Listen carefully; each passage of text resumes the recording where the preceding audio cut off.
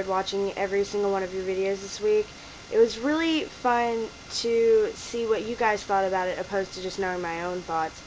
So I really enjoyed getting to hear what you guys thought about the first chapter. A lot of us had similar views on a lot of different things, the relationships and stuff like that, that Bella shares with the other characters or with her family. I'm glad to know that. I'm also very happy that everyone uploaded their video. Some of us maybe not on time, but punishments for the first week have been withheld because it was the first week.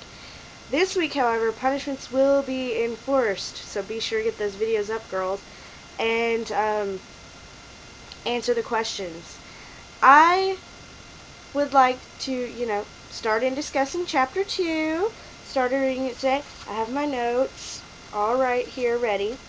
Okay, the first thing I want to talk about in Chapter 2 is it's really posing a question.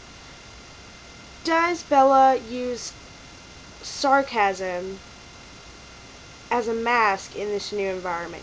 She doesn't know anyone here. She's uncomfortable. She doesn't want to be here in the first place. But she's highly sarcastic. And I think that sarcasm wears down over the story. From not being so heavy as it is in the first couple of chapters of Twilight. I'm sorry. She's just she plays that sarcastic role and she throws it out there. I think she does it as she's putting up a wall so that nobody really sees how upset she really is to be there. Second thing, her obsession with Edward. Now, her obsession with Edward Cullen begins really, really early, like almost way back in Chapter 1. But it really starts to grow in Chapter 2 as he's not there. When, and I will relate again to Midnight Sun. We know from the first chapter of Midnight Sun, being up on Stephenie Meyer's website, that Edward went to stay with Tanya and the other vampires in Denali while he was away. I believe we also find this out later on in the books, but I can't remember right offhand. If you guys know, let me know.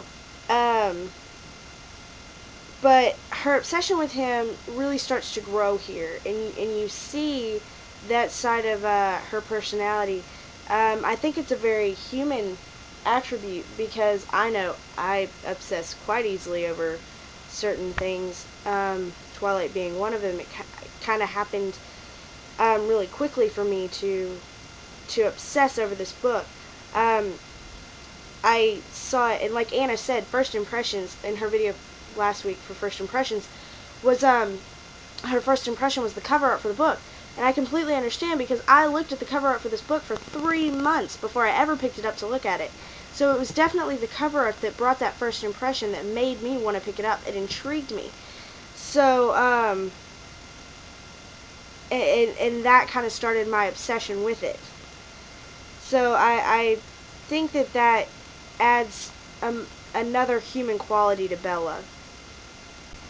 The last thing I want to talk about from the chapter is Nice Edward. Nice Edward, yes.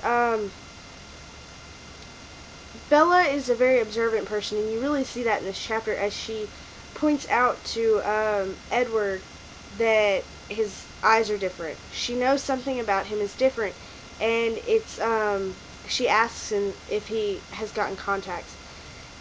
He kind of tries to brush this off, like, no, oh no, what are you talking about? But I think that shows him very quickly that she's not like most other people who just brush it off whenever their eye color changes. She notices the small things. I think that's another thing that he likes about her, is that she paid enough attention to figure that one out so early in the game, when they weren't even talking, and when he had even been gone for a week. So, now I'm done with the chapter part. So I want to talk to you girls about the quotes of the day. Just quickly. There have been 3 so far, and as my, today's, and as my video comes out today, and I'm the first one to be able to talk about it, I think we should, each person should give their insight on their quote of the day. And we can all discuss to see if we agree or not. So the first quote of the day came Saturday, which was the conversation between Alice and Edward. Alice says, "I'll play you for it, rock, paper, scissors," and Edward goes, "Why don't you just tell me who wins?" And then Alice says, "I do, excellent." I wonder what this is about. It could be several different things, and there are a lot of theories floating around the net right now. Shotgun in a car, or over a car itself, or something about the wedding. Just, there's several different theories, and I would like to know yours. I personally have no clue about that one at all. The second quote really kind of broke my heart, and I just about screamed when I read it yesterday. I was almost in tears for lack of knowledge about this quote. Bella says, "Oh, Mike, how will I go on?" Now, what does that mean exactly? Stephenie Meyer has a sick, twisted sense of humor, apparently, giving us these quotes like this. And I still love her, but I don't know about you girls, how you felt about that. But it would really, really suck if something happened to either Jacob or Edward. Now, coming to the one that I'm most excited about is the one for today.